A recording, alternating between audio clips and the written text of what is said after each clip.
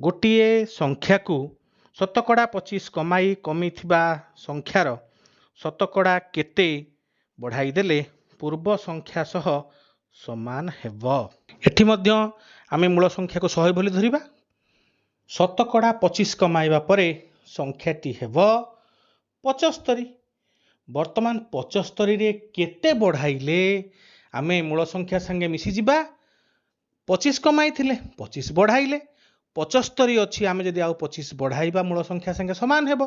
ତାହେଲେ 75ରେ ବଢ଼ାଇବା 25, 75ର 3 ଭାଗରୁ 1 ଭାଗ 1 ବିଭକ୍ତ 3 ତାକୁ ଶତକଡ଼ାରେ ପରିବର୍ତ୍ତିତ କଲେ ଶତକଡ଼ା 33.1 ବିଭକ୍ତ 3 ଏହା ଉତ୍ତର ହେବ। 75ରେ ବଢ଼ାଇବା 25, 1ରେ ବଢ଼ାଇବା 25 ବିଭକ୍ତ 75, 100ରେ ବଢ଼ାଇବା 25 ବିଭକ୍ତ 75 ଗୁଣନ 100, ତାହା ହେବ 100 ବିଭକ୍ତ 3 ବା 33.1/3। ଏହା ହିଁ ଉତ୍ତର।